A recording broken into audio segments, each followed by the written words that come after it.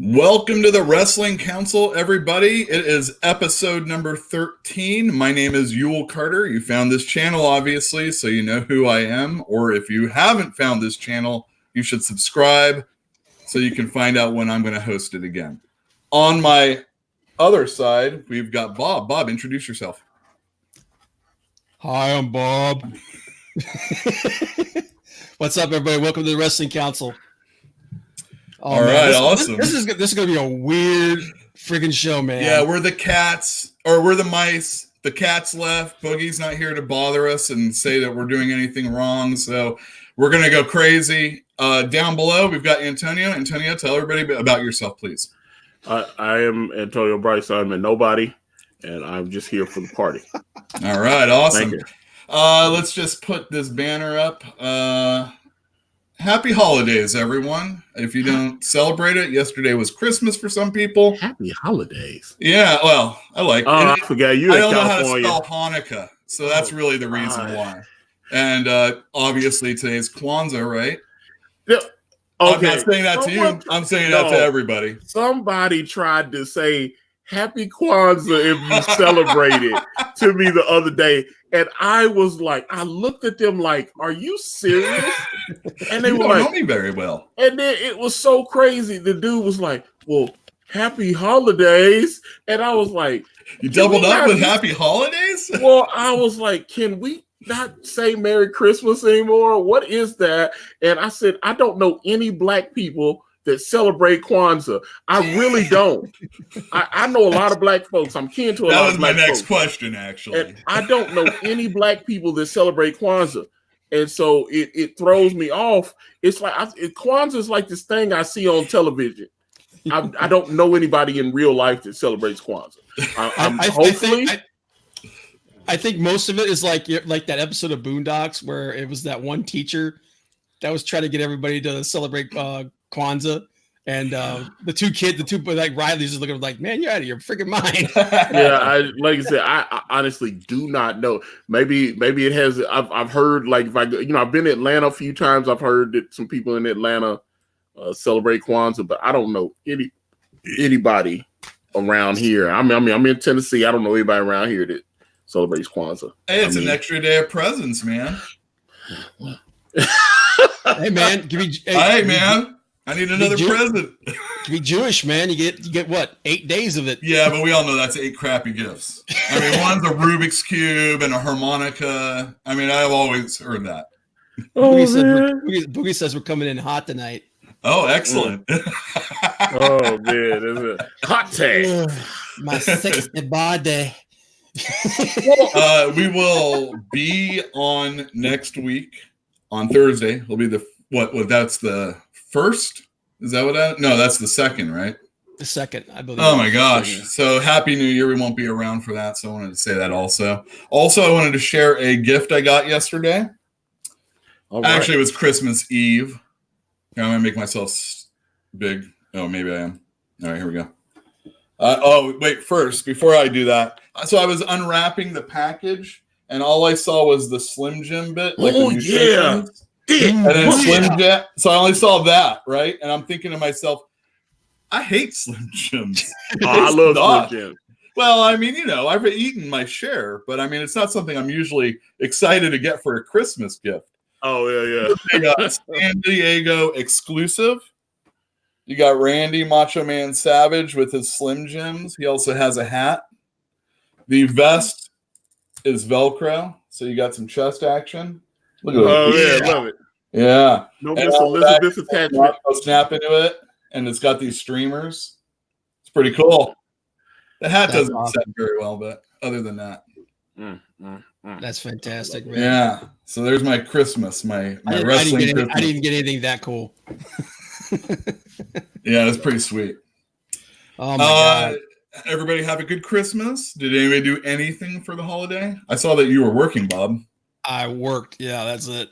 Oh, man. I didn't really do anything. It is what it is. But I'm going to tell you what, man, as far as wrestling was concerned this week, it was a weird week. Yeah, well, everything was all pre-tape shows, including my favorite show of the week was AEW Dark. That was I thought that was my favorite of everything I watched. Colt Cabana, man. That was awesome. Colt Cabana. Now, I was a little irritated that they did not show the clip of Tony Khan putting the stunner on Spears. So there you go. It was something behind, the camera. Yeah, there was a lot of people that show it was that clip popped up on YouTube several times. Mm-hmm. People with camera phones and stuff had clipped that, and because it was Jelly Nutella, as Jim Cornette calls him, had put he does the energy drink Stone Cold thing, because I was like, that's clearly Stone Cold. White Claw, the friggin' those White Claw things. But they're energy drinks, aren't they, or something? No, they're kind of like the new version of Zima. Oh yeah, I saw people saying that. Yeah. Okay, because I was like, is he handing him like an energy drink? I was like, yeah, Red Bull. Either way, it'd be fine. Yeah, but and then he clinks the two cans together, and he offers Spears one, and they take it, and then he takes and puts the Stone Cold Stunner on him, and then he hops up on the top rope. He grabs both cans, hops up on the top rope, and clinks them together and does the Stone Cold thing. I mean, that's cool. But then when they go off the air, Tony, the Young Bucks come out, Cody comes out, and they bring Tony Khan out, and Spears is still laid out selling it and everything, and then he wakes up. Oh, I'm getting up. Oh, Tony Khan looks over and boom, stuns him again, and didn't what's her name, the female ref? She stunned him. She stunned him too, didn't she? Aubrey Edwards. Yeah, did she stun him too? Well, dude, I didn't see that part. I saw Tony Khan because a lot of people were like, "Oh man, they start calling him Jacksonville Dixie," which I started laughing my ass off. Jacksonville Dixie. That's horrible. I've never wanted to see Tony Khan take off his dress. There was actually some people that were upset that they did that. They said that you're burying Sean Spears. I'm like, exactly. That's what well, when we see that it's not actually on the program, I don't have as much problem with it. In front of the fans? It's a go home part for the show. It's just before the holidays. Now, the fact that the fans were there and more than one person filmed it and it started going viral on Twitter, that just destroyed. But it went viral, and they could really use that. It doesn't even matter. Yeah, but that was what they say, cheap heat. That was bad. Well, how about the WWE? They've done that with cancer survivors and stuff like that. I mean, that actors. I mean, Braun Strowman winning the freaking world title with a kitty. Oh yeah, what about that? Oh my god, that one really pissed me off. The Nick kid, Nicholas, and it wasn't even a kid from the audience. It was actually someone's kid that worked in the company. Yeah, it was one of the refs' kids. I mean, if I could at least say, God, they pulled some nobody from the crowd. I know whose kid it was. It was what's the guy? His name's Tim Armstrong. He's the son of Bullet Bob Armstrong. Yeah, Tim Armstrong. And his brother's the Road Dogg Jesse James. Yes. There you go. Yeah, so I mean, that Bullet Bob Armstrong's a legend. So like I said, that's a goof, but I don't know. I give them a pass on that because they've done so much stuff. Like I said, with bringing in Make-A-Wish people and stuff like that. I don't know. They're too early. Not to mention, they've been having so many gaffes on the show the last few weeks. Oh man! Then to do stuff like that, it is the ratings. I mean, NXT is just eclipsing them over 100-something thousand extra viewers. There's a couple of reasons for that, and the fact that it was off the air, that's one of them, because like we talked about it last, I think it was last week, they are not allowed to go over even 1 second over on TNT. Right. And that's one of the big advantages that NXT has is, if you notice, the last couple of weeks their shows have been running over. Especially that Rhea Ripley match, I think, ran over 9 minutes. Yeah, they make money with the WWE though. So. Yeah, so during that time period, they actually take that extra time and they add that to their totals. So that's actually a big boost for them. That's one of the things that they're actually saying, that they need to go to TNA and they listen. You guys got to give us some overrun. Yeah, maybe they'll do They got to that. get some ratings so they can get some overrun. Yeah. Well, all right, so there's been people that have said, "Oops, we'll wait for him." There have been people that have said that the overrun actually helps the numbers after the fact, so it looks like you actually have a better rating than originally you were going to have. So, if an overrun occurred with AEW, maybe that would even out just a little bit, but there's still 1.5 million people that are usually watching wrestling on a Thursday night. So, you know, how many of them are watching AEW? Oh, a little under 700, I think, right now. Well, I mean, that last rating was nothing. That last rating was only about about like 500, 600,000? I thought it was 650, but it doesn't. I thought it was like 647 or something like that. I'm like, they're well, Raw's only doing a little over 1.4 or something. Oh, the ratings for the last Raw came in and it was bad. Yeah. But I mean, it's a seasonal thing, you know, that's what they're gonna say anyway. So well, Lawler going on his podcast and he talked because this week's Raw was taped too. And they taped 5 hours the previous week. You can't. And they had another hour of pre-taped, I guess, that they had taped the week before, so that they could, because they said the show ended at I guess 10 p.m. Eastern Standard Time for us. So anybody who was watching it, they were still live in the place. They put a canned last hour on the show and then use that last hour and then one more hour after.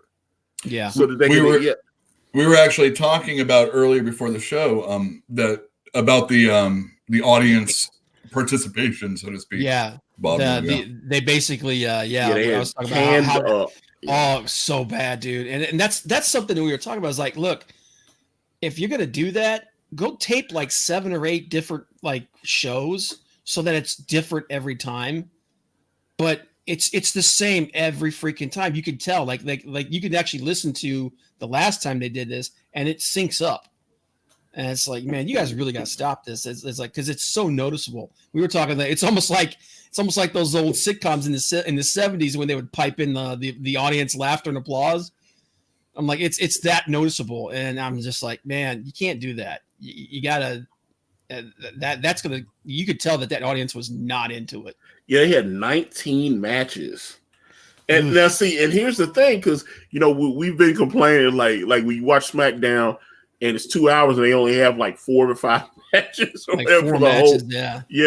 And so Jerry was like, dude, we had 19 matches. It was Can you imagine being in that audience and being like, oh God, I just want to go home.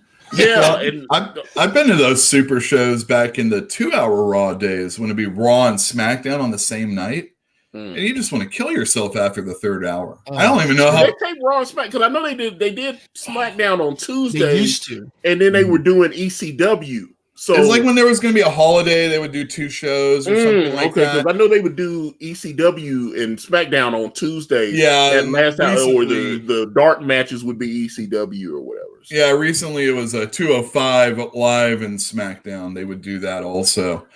Yeah, those super shows are hell.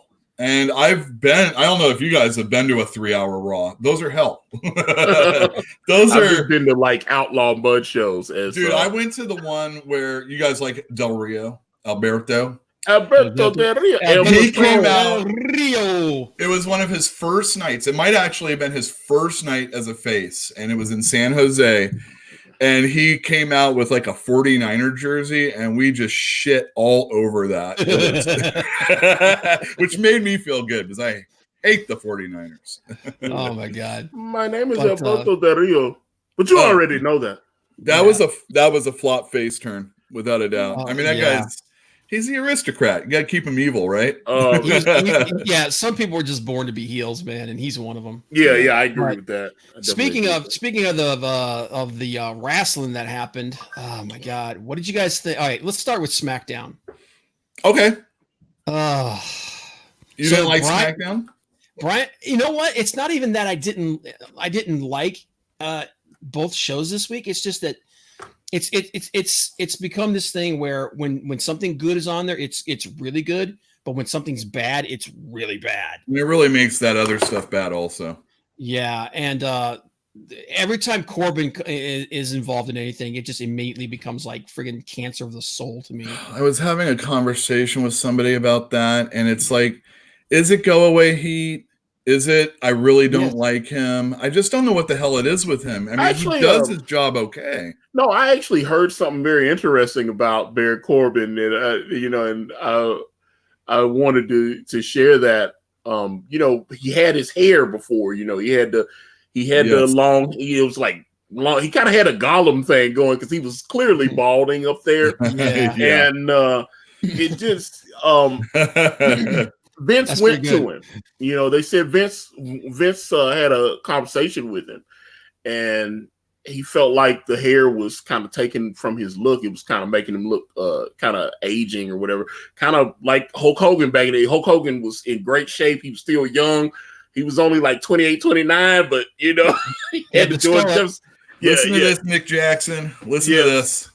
So they said Vince talked to him and asked him would he be willing to cut his hair, and he came in the next show and he shaved his hair. And Vince, wait a minute, hold up, no, Vince was like, God damn, I respect that kid, and he started pushing it. Vince likes him, okay. And here's the thing, but Vince liked him even more the fact that he cut his hair like he asked him to. Corbin is not a bad wrestler. He's not. It's just that the only person who has ever been able to do this whole King thing and it not just be friggin' beyond stupid was Booker T, because he just hammed it up. Macho King? No Macho King? Okay, but Macho didn't act. Harley Race actually got Jerry Lawler. He didn't act like he was an actual freaking king, though. Oh, I like Booker. No, Booker. Not really. Okay. No, I mean Booker was just like Booker was doing like the fake voice and all that stuff and everything. With Corbin, it was like, okay, win the King of the Ring, use it to your advantage, and all that stuff. But this crap with him coming out with a crown and everything is just dumb. Well, you got to have Sheamus the crown, right? Did it too, though. Sheamus had that Gaelic crown though, because it was like Game of Thrones. Yeah, I thought it was dumb too. Then too, I mean, it's like I said, the only he came out with a shillelagh or something. Yeah. The only person that I thought actually pulled off the whole King thing, and because he made it funny, was Booker T. But and then they had Queen Charmel. Yeah, and doesn't hurt. Oh yeah, and they were doing this thing, and I was like, oh. Okay. He was good. He was, and they were giving him, a push during that time, so he wasn't lame as a king. Also, it was intentionally funny. Yeah, without a doubt. SmackDown was good during those years. I mean, it wasn't great to see Booker that way, but at least they were giving him something to do. And sometimes you kind of have to hang your hat on that, kind of like Rusev and stuff. It's Rusev Day. But wait, before on SmackDown, the interesting thing that happened was Mandy Rose hugged Otis backstage. Oh, yeah. Yep. And then when she pulled away, her breasts were covered with his sweat. And it was just all visual between her and him. She was kind of disgusted and he was kind of ashamed. And as lame as that whole scene was, I thought it was well done. Oh, it was hilarious. That was actually one of the matches that I thought was really good was the Revival versus Heavy Machinery. Mm-hmm. Mm-hmm. I thought there was a the Revival were in it, right? Well, yeah, and then but I also like how the Revival were like they were complaining about being stuck in gimmick matches and stuff, and because they won't sign the new contract, right? And supposedly they're gonna get a humor angle or something, like they're gonna be a joke tag team. Sounds like a burial, Well, just like they're doing Matt Hardy. Matt Hardy's done a lot of jobs, and I'm like, oh God, I would not be surprised if we see Matt Hardy over in AEW here in the next. Well, Matt Hardy won't sign his new contract either. He didn't want to. Matt Hardy's gracious about putting guys over. He said, he's cool. He's a company man. Jobbing him though. Yeah, I mean, wait till it's Braun Strowman. Oh God! Big Show jobbed to Hardy on a Sunday night. God! Metal, is that what it was called? And I mean, Big Show. Yeah. to Hardy, Jeff. Oh, they turned Big Show became the friggin' Galactus of friggin' WWE. Man, he just jobbed out to everybody. But what does all right, the Carmella Sonya Deville match? Why do they hate Sonya Deville? She's gay? She's a former MMA star. I mean, I don't get it, man. She's a much, to me, she's a much bigger, better person to push than Carmella. Carmella just looks pretty. Yeah. Carmella's a really shitty wrestler too. Yes, she is. She's awful. But I think probably the best match of the entire night. I think it was New Day versus Nakamura and Cesaro. Yeah, well, the New Day's great. It was a great match. The Bayley versus Dana Brooke with Lacey Evans and that whole thing was a mess. Yeah. Well, Lacey Evans is involved. Yeah. And then Brian and Miz versus Corbin and Ziggler. Ziggler bumps, but that's pretty much all I care for him. You know, I don't even really want to see him in the ring anymore. I feel bad for him. Jobbed out for so long. Yeah. There you go. They had something with him. I'm surprised he doesn't leave. He's not even upper mid card. Well, he's always been in their system, and I think that dude could have been a star, man. Oh yeah, possibly. When he was feuding with Del Rio, man, I was like, push that guy to the moon. I mean, they did give him one title shot, but I mean, he actually had the strap, but they took it off of him very quickly. Oh yeah, he didn't get to keep it very long. And then coming out with like Vicky Guerrero, I think. There was a time when Dolph Ziggler was as hot as he could be, and he was feuding against Mysterio. And I don't know if I've talked about this here. Hey, Mysterio? Mysterio was supposed to put him over at a pay-per-view, and he said, And that was it for Dolph Ziggler then. I mean, it's never been – he's won championships. He's had programs with Vicky Guerrero and stuff like that.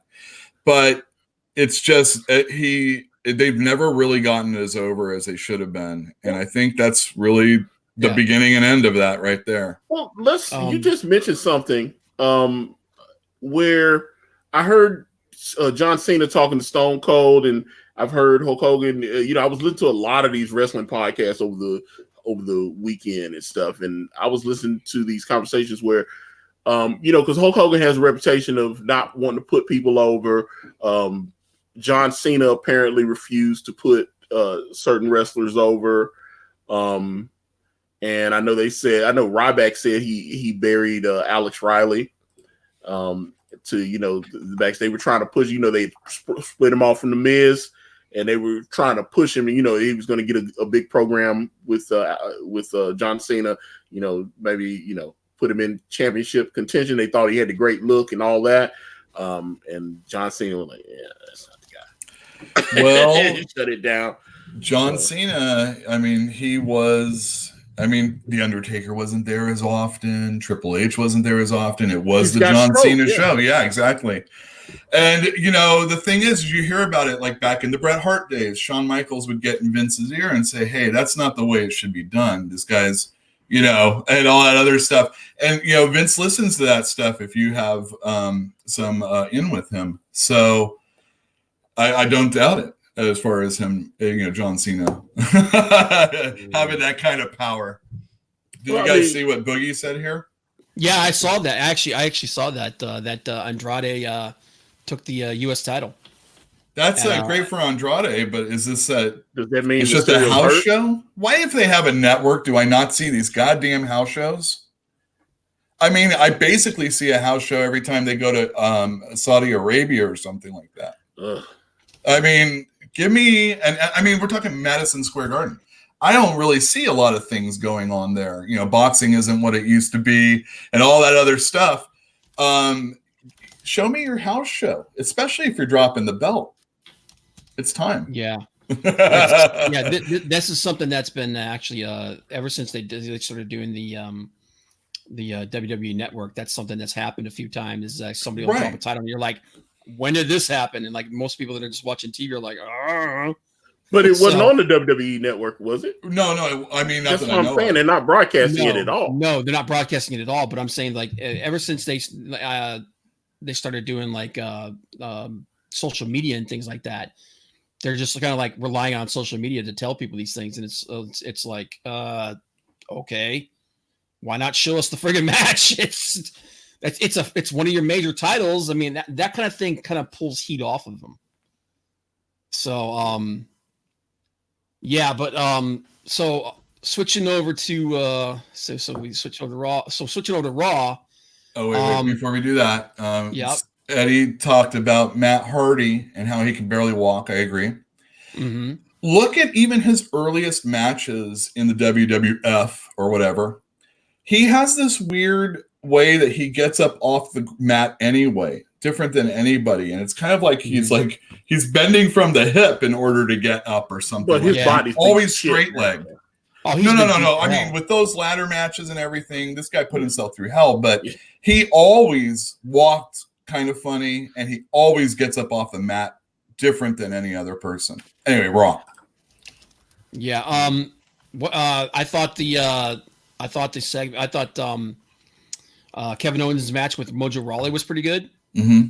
I mean, it was quick, but I thought it was pretty good. That's good for a Mojo Rawley match, though. Yeah. You don't want to drag that out. And Kevin Owens is always a person that's very close to the edge of just being a jobber because of Vince, obviously. Yeah, because I mean, they're giving him a push now, but hopefully that sticks. But man, yeah. I don't know how big of a push he's going to get, though, because Vince really didn't want to give him the push. It was the audience. Yeah. Yeah. I mean, And he hates when an audience has that kind of power. Exactly. And he doesn't want to give it to you. I actually read an article where they actually talked about how when that happens, it just makes him freaking livid. I bet. Because like a Canadian crowd. Oh, you know how weird they are in Canada. He's not in control. He's such a control freak that if it doesn't come from him, he just has a serious problem with it. Well, it even goes back to like when CM Punk left and they knew he was gone, Mm-hmm. and people were still chanting CM Punk, and they had The Rock. He was on Raw, and because they were shooting footage for that Fighting with My Family movie that he was doing about Paige's family. Mm-hmm. And he was in the ring after the show went off the air, and everybody was chanting, CM Punk, and he said, "Hey, I should call him right now." And everybody started cheering. He called CM Punk. It went to voicemail, but he called him right there on the air, and people were filming it with the camera phones and loaded up. They said when The Rock went backstage, Vince was hot. Oh, they said he came storming out of the gorilla. And I'm like, if he's doing that to The Rock, because The Rock's like, dude, I don't have to ever come back. Yeah, because he was like, I don't have to come back. Yeah. But yeah, Vince is just like, if it's not something he wants, he will do everything he can to kill it.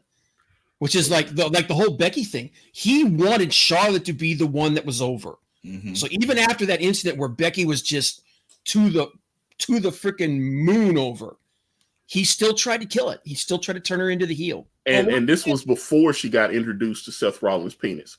Yeah, exactly. Wasn't it, though, Kevin Dunn that really hated Becky more than anybody? That is something I have heard. Yeah, there's rumors that he kind of... I mean, I'm sure he's in Vince's ear. He kind of. Well, Kevin Dunn is. Oh, he's either in his ear or up on his tip. Yeah. There was. There's a. Wait a minute, hold up. Are we having a "Let me tell you about my first homosexual experience" conversation? We'll say that for a Shawn Michaels story or something. No, but Kevin Nash told that story. Really? Kevin Nash told that story in a shoot interview where he was trying to get. They were trying to get him to work with Goldust, and at that time, Goldust was still getting a lot of that homo heat or whatever. Everybody homo heat. I like that. Yeah, well, I'm just saying there was a lot of people, and they were like, "Oh, I don't want to do that angle." And he said Vince was telling him, "Hey, don't be homophobic," blah blah blah. And then he says, "Kevin, let me tell you about my first homosexual experience." And Kevin Nash told his story where Vince explained to him about messing with guys, especially when he was like, a younger, like in his early 20s and stuff, like messing with guys down there in like North Carolina and everything. So everybody experiments a little bit. Yeah, everybody. Why do they keep saying this experimenting though? That's what I don't understand that. But in the Road Warrior said, and in the Road Warrior said stuff. There's a bunch of people that have come out about Pat Patterson. Pat Patterson. I was just about to say Pat Patterson. Pat Patterson got let go because there was a sexual harassment claim. There's been, hell, Roddy Piper said Pat Patterson made move on it. Yep. Hey, and he just went along with it because, right? But he went along with certain things because he liked his job. He'd be like, I was like, right? How the hell did we segue into this? I hope those ass pats aren't cupping. Is he Italian? But the rumor, there is a rumor that Kevin kind of tried to had a little thing for her or something. Oh yeah, I'm sure. Oh, for Becky Lynch. Yeah, and she just kind of and she did the usual, and that's one of the reasons why he was so angry at her. Well, she didn't do it to Seth. Nope. She didn't do it to Seth. Look. That's been tweeted out. We all know what he's doing down there. Oh yeah. He proposed to her in Hawaii. I thought that's one thing. That's another thing I watched over the weekend was the Seth Rollins 365 that's on WWE Network. I thought it was really good. Oh, cool. It was really good. Obviously, Becky Two Belts had some cameos in it, and went through him rehabbing and working out and everything. And then he got all romantic and they took a Raw off and flew out to Hawaii and he dropped to a knee and asked the question, and put that big rock on her finger. So, hey, that'll put a smile on anybody. But I bet she put a smile on him too. I thought, and speaking of Seth, I thought when Seth and AOP came out and confronted Kevin Owens, I thought that was good. I love Samoa Joe's commentary. Yeah, that worked for me. That was really good. Yeah. And he got somebody had said something about that also. He got into a little fisticuffs, right? Mm-hmm. Yeah, they're like I said, they're getting ready to hopefully really, because I was like, man, he's been there like almost 5 years now. Mm-hmm. Joe's getting up. He's getting up there too, man. He's almost 41. Yeah, he ain't got a whole lot of moves left in him. So, but see, that's the thing. That's like when they say, "Oh, AJ Styles is the champ now," and I was like, "AJ's like 42, dude." Yeah, I'm like, he should have been there 15 years ago. Yeah, but he was like, "I stayed because of loyalty," or they had tried to get Abyss, and then Abyss would have been huge in WWE. Yeah, he was. Him versus Kane, him versus Undertaker. Yeah, they had all kind of stuff for him to do, and I was just like. Yeah, if he had showed up right at the end of Mick Foley's run, the two of those guys going at it. Oh, did you ever see them in TNA? Yeah. Oh, some crazy stuff. I love this, and I'll tell you what. The match that surprised me this week, I actually thought it was halfway decent. I mean, don't get me wrong, it was very one-dimensional, but Bobby Lashley versus Cedric Alexander until freaking Lana gets into. God damn it! This. Hold on! Did you hear about Lana had a little nip slip on Instagram? Oh, I saw that. And she deleted it. Yeah, it's out there. Sorry, Lana. Yeah. She was. But people have captured it. It's still available. People have loaded it up because that match was actually pretty good until she got in and started doing this stupid.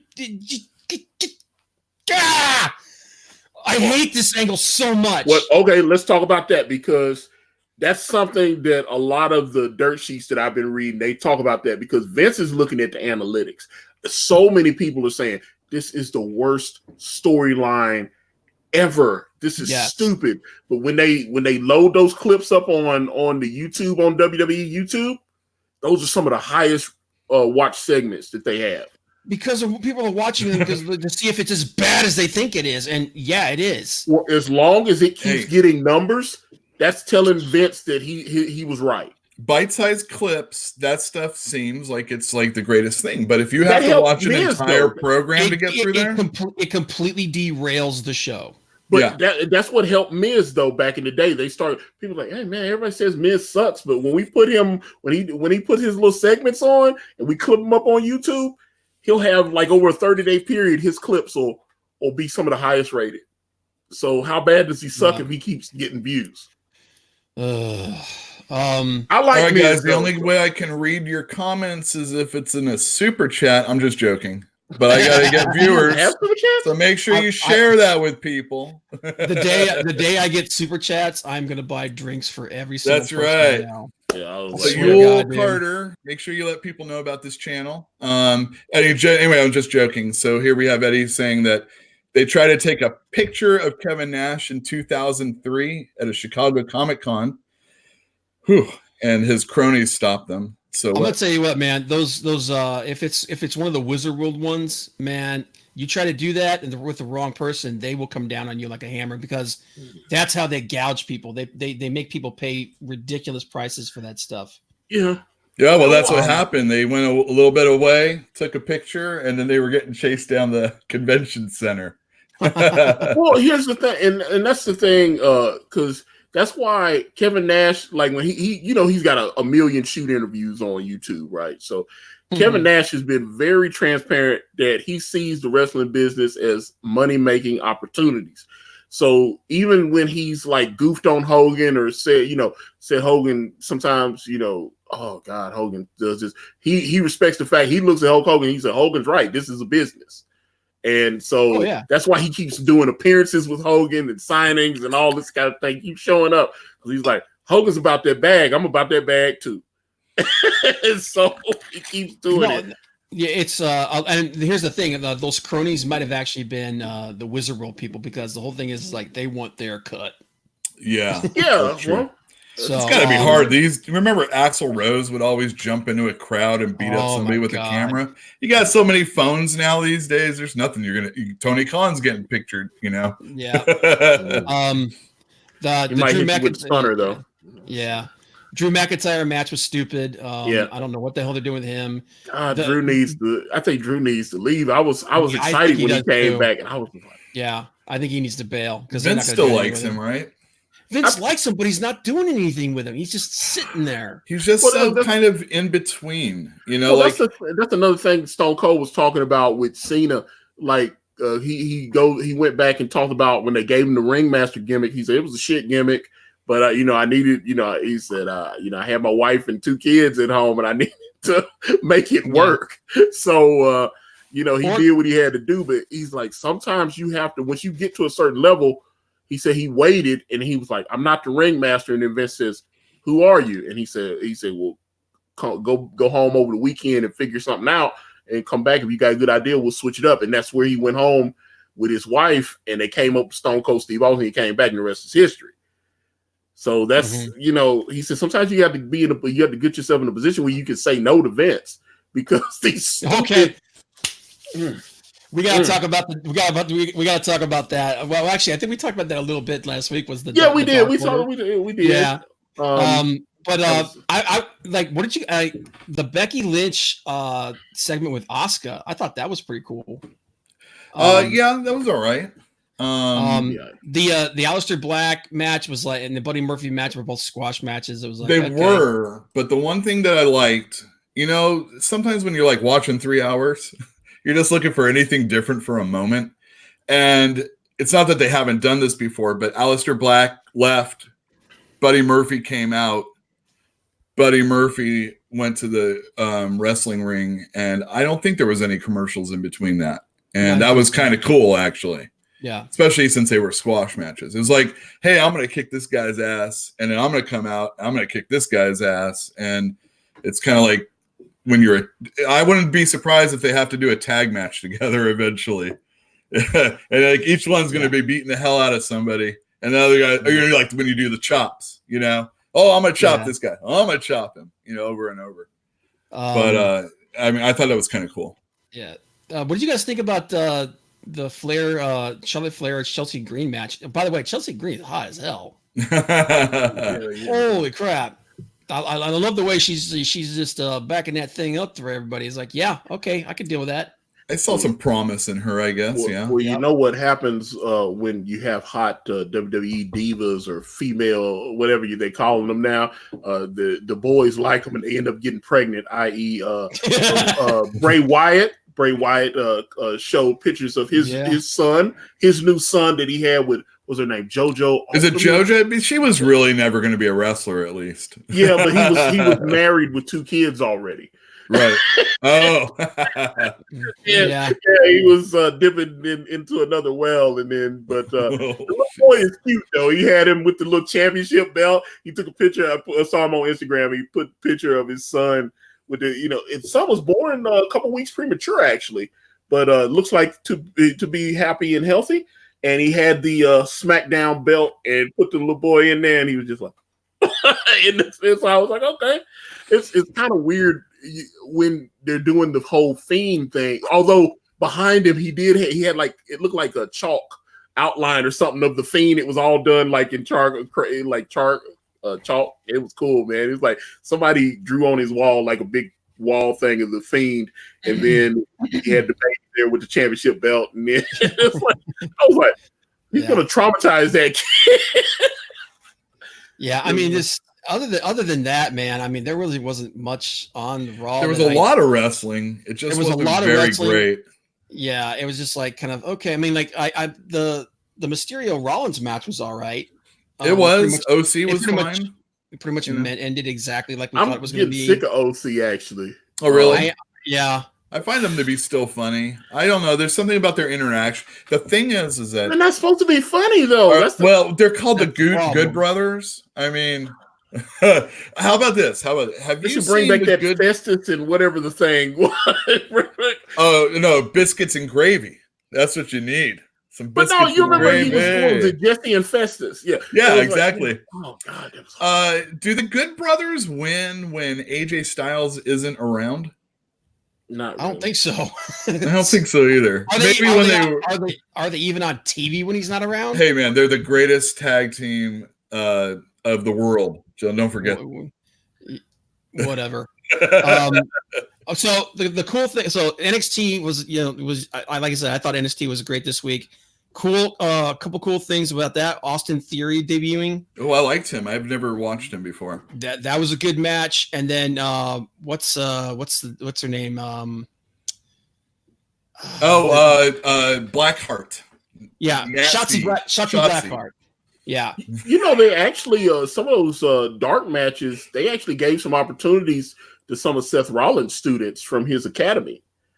They actually, they tried out like 3 or 4 of those guys. Most of them went in there and got squashed or whatever. But I mean, I'm sure they were like, "Oh my God, I get to wrestle on WWE." So they gave some opportunities to some of Seth's students. So. That's cool. Threw a piece of candy.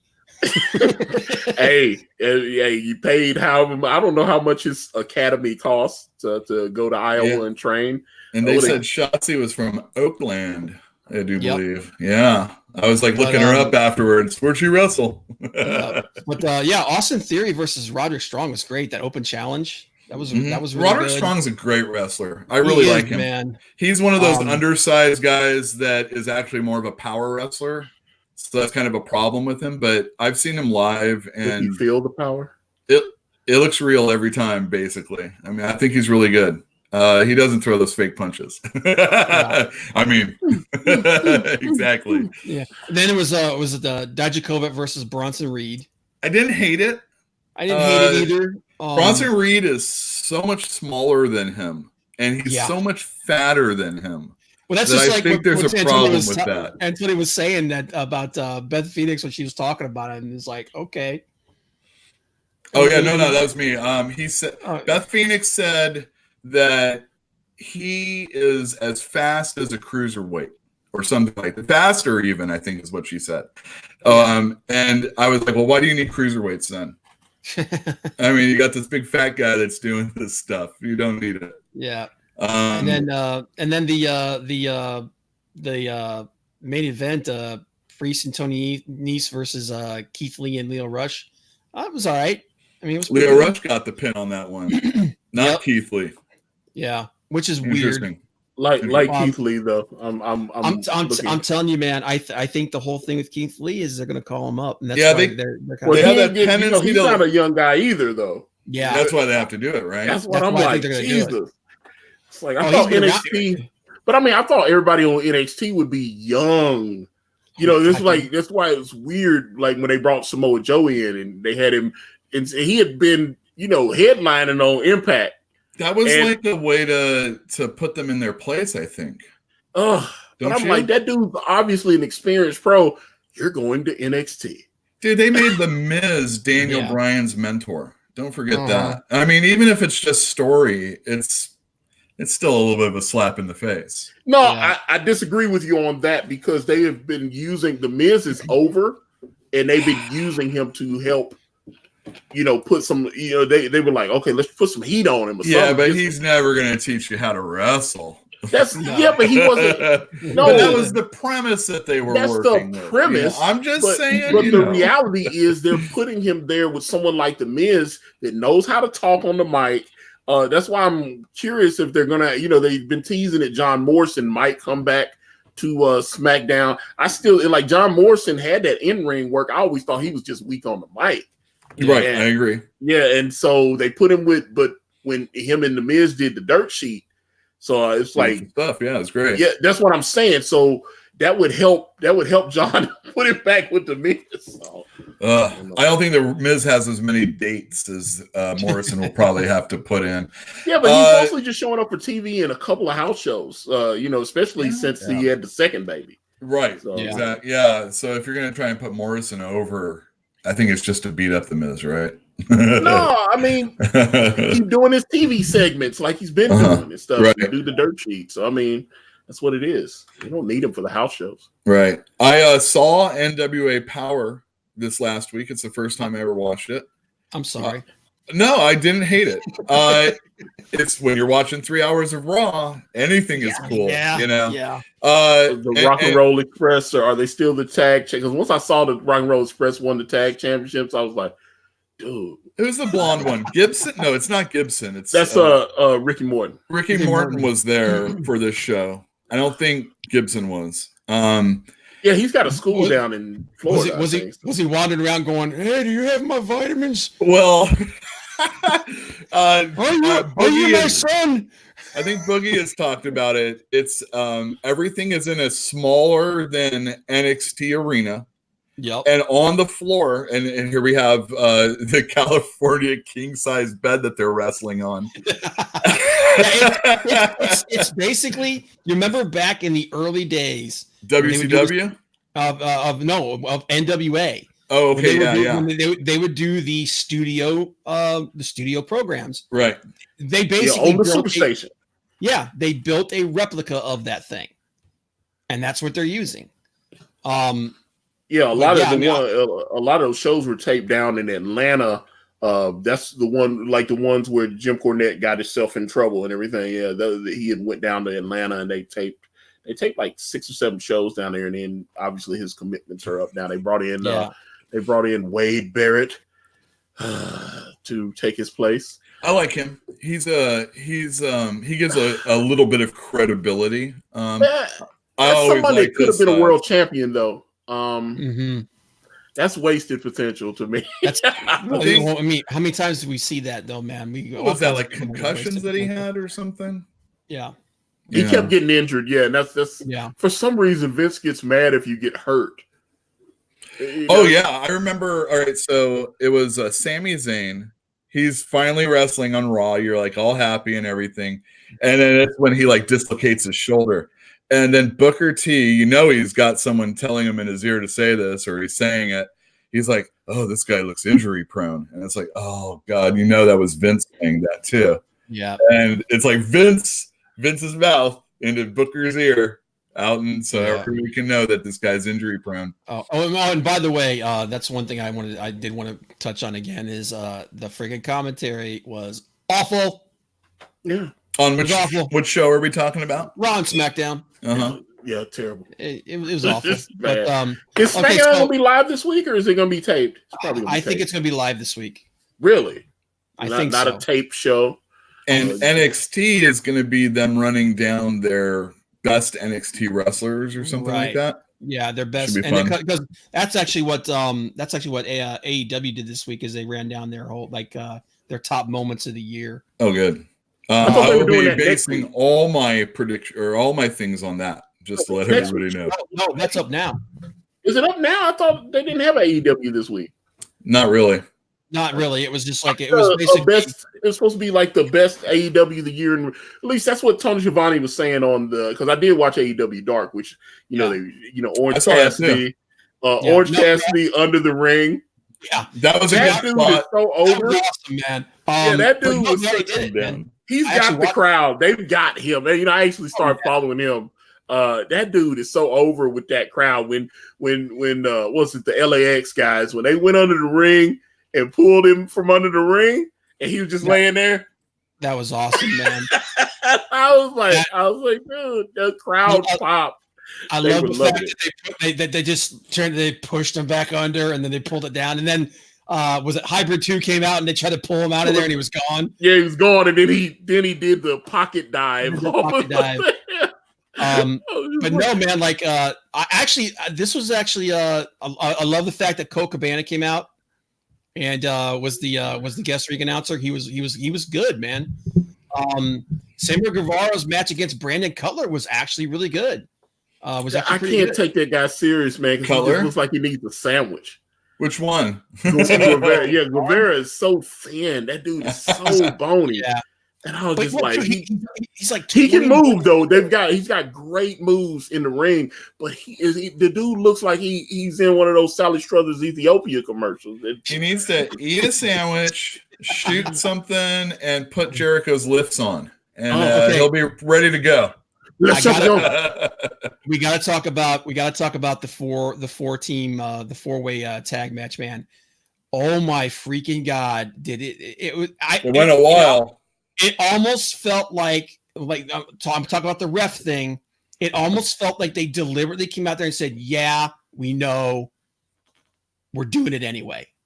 Yeah, I'm seriously, because they were actually focusing on the fact that the ref was like, I have no control over anything. Mm-hmm. So it kind of makes me wonder if it was kind of like the Britt Baker thing, where they made fun of it next week. Is that the reason why why they were focusing on that in this match, where he's just like, because like, I don't know how many times they actually went onto the ref where he's just like, yeah, I have no control over anything. You think that's like a storyline? I don't like refs versus wrestler storylines. I'm wondering if what's going to happen I wonder if one of these refs is going to come out in one of these matches and be like, all right, you know what? Screw you. You're out of here. One of the refs will be in the Dark Order or whatever the Midnight. Ooh, all right, I like it a little better now. Yeah. Pac's little thing was pretty cool. I love him. I'm a big fan of his. They're smart with him. He can lose a crowd with his voice. Yeah. So they immediately he said like 3 words and then beat the hell out of somebody. He shouldn't talk. Yeah, he's so good at that. I really like him though. He's a great small wrestler. Great. Yeah. But even with all the problems with the ref though, I thought that match was awesome. Dude, Neville got on a Slammy, a wrestler of the year kind of thing, or rookie of the year type thing. And I think that was the thing Vince was really pissed at also. Going back and then the finale for the night was Joey Janela versus Sean Spears. Jelly Nutella. Yeah, that's his name. I enjoyed that. It was a good solid match. He had a good promo to begin that match also. Yeah, the audience seemed to be anyway. He came out in the Santa suit, the whole deal. I thought that was good too. Yeah, definitely. Oh no, and when they brought Jesus, when Jesus was out in the crowd, that was funny, awesome, dude. Okay, that was funny. Here's the thing. I think they're doing the same thing with Joey Janela, just like slightly less ridiculous that they're doing with Orange Cassidy. I think Joey's kind of playing up the whole rocker goofball kind of thing, but when he gets to the ring, he just goes crazy. It's like, well, I mean, he clearly lets Jim Cornette get under his skin, though. That's why I was like, he loves. He talks about it on Twitter and stuff like. He's like, you're the bitter old man, and it's just like Jim only responds when people tag him in and stuff. And Jim's like, I don't care about that dude, man. That dude he's ruining the business. And I was like, hey, I you know what, man? I'm gonna tell you what. One of the things that's actually actually almost as fun as watching AEW is in going on Jim Cornette's podcast the next day and listening to him talk about it. Because he said something interesting the other day, and he's thinking that AEW will be off of TNT within like 2 years. He doesn't think they'll last past that. Do you know what their contract is? That's what I'm saying. I don't know what, but all the contracts is just like Impact when they got kicked off Spike. They had a multi-year contract, but they had an out clause that said that they could within 60 days of the third quarter they could get out. So they're like, we gotta get out. So they cancel. I'm sure TNT has some kind of out clause, but probably. I mean, it's Ted Turner, so yeah. But one thing real quick, because I think we're getting close on time here. We've been on for 55 minutes so far. So we're gonna run like a minute late, right? I can't drive 55, man. I know a lot of people that watch the show and they're not real big into New Japan, but man, we got to talk about Wrestle Kingdom for a hot minute here, because you can watch on YouTube Recount, which will get you caught up on some of the things if you're interested. But go ahead. Couple of big matches. Do they speak English? Sometimes. Yeah, it's Kevin Kelly. He's like telling you all about Jarrett. Okay, man. I remember The Rock always clown on him. Hermie. Yeah. Back when he was talking about strudel. But the two big matches for this thing, and there's a lot of talk that there may be some talks going on now between AEW and New Japan. We got Jon Moxley going back to get the challenging again for the U.S. title over there against Lance Archer on day one. And then Lance Archer from TNA, right? Yeah, formerly. I mean. And we've got and then day two, we've got Chris Jericho taking on Hiroshi Tanahashi. And Tanahashi made a statement, very interesting statement, saying that if he wins, he wants a shot at the AEW title. Yeah, I saw that. It was a article. Yeah, so the guy who runs, and again, I can't remember his name because I'm terrible with names. The guy who runs New Japan, he was upset when they took his 5 of his biggest stars away. But the one thing that guy does not do is he does not turn away from money, and he knows that Moxley and Jericho are huge right now. And not only this, but if they do this right, they can cross promote without having to step on each other's toes. Well, AEW don't do road shows. They only do TV once a week. So that was one of the things where people were upset with how Ring of Honor treated Britt Baker. They canceled her dates. She, that was the whole beauty of AEW. They were like, hey, you can go work in these other promotions. You can go overseas, whatever, just show up for TV. And Britt hopped over and signed with AEW, and she had like 6 or 7 dates with Ring of Honor on house shows and stuff. They canceled all of them. Yeah, because here's the thing. Because I'm almost 100% certain that Moxley's taking back that U.S. title. Moxley's going to get back that title because he's one of the hottest things in the business right now. They'd be stupid not to put that belt on him. And then he's going to be moving around with that thing. He's going to be promoting that for them. But if Jericho loses that match to Tanahashi, and then Tanahashi does actually go and challenge him for the belt and wins it, you're talking about some amazing cross promotion that's going on right there, man. And it puts New Japan over because it's like our guy beat their guy. Right. And not only that, going back to I almost said Ambrose, Moxley, Jericho's shown us how to play, being in Japan also, and I think, the guide work is there, the numbers are out there to be painted. I'm gonna tell you what, man, I'm gonna be paying attention to this very closely because not only the fact that there's gonna be some amazing matches on there. I mean, it's 2 nights, right? It's 2 nights, yeah. Because there's the other big match is that the winner of the heavyweight title match between Kazuchika Okada and Kota Ibushi is going to face the winner of the Intercontinental match with Jay White and Tetsuya Naito on night 2. Lord. And speak English. And I don't understand anything you say right Jay now. White. Jay White is okay. Basically, the guy who wins the Intercontinental title is going to fight the guy who wins the heavyweight title the next day, and they're gonna hold both belts. So there's a lot of reasons to watch night 1, and then potentially it's going to affect night 2 quite a bit. Yeah. Well, yeah, because night one's got friggin' Moxley. Yeah. And then night 2's got Jericho. So there's two of AEW's biggest guys over in the biggest, basically the WrestleMania version event for New Japan. Right. So yeah, don't sleep on this, guys, man. Every friggin' Wrestle Kingdom I've ever watched, I'm like, holy crap, this is the best thing I've ever seen. Going back to AEW really quick, before we close out, they mentioned that they might, or no, someone mentioned that they were looking at booking out a place in Ontario, California.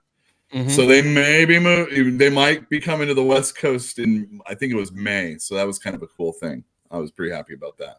Yeah. Well, they said that they're looking to expand their dates a little bit, and they also want to start looking at outside the U.S. Right. Well, Japan will help. Real quick, would we get in trouble if we talk about the Nyla Rose thing? No, I don't think so. Antonio, did you see Twitter? Nyla Rose's Twitter this week? I did. Please clue me in, because I don't follow her. Okay. I'm gonna share a screen out here. Go for it. She took some. She put some selfies up. Uh-oh. How you feel about that? I don't. She also took some Christmas pictures, I think. Yep. Hang on. I gotta say, she represents herself well, I think. I think the tattoo's hideous. That's a fucking dude, man. I'm like, come on, man. Stop with if the you bullshit. were walking down the street, would you know that? Bruh, that's a man. You only know that now. Oh, well, that's what we were talking about. I heard her talk. It sounds like her voice sounds like China.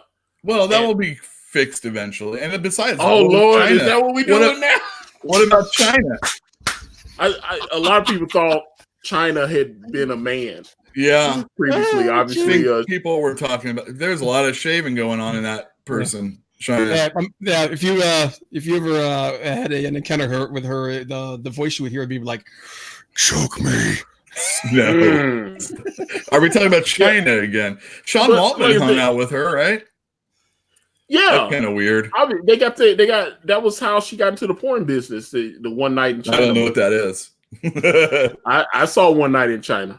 She needed to search. Oh, you saw that, dude? I saw that. All right, so we're gonna be closing out real soon, guys. Yeah, we should have closed. Happy holidays and happy New Year, everyone. We'll be on next week Thursday on Antonio's channel. That's Ikari Press. Yeah. If I remember correctly, you can find him on. That's your wallpaper on your phone there. That is right now. I had baseball players, but now it's all about Nyla. Well, you can get that. All I gotta say is that she is working some magic with those angles, man. Because we it clearly has the filter lens. Hey now, we know what the rest of it looks like.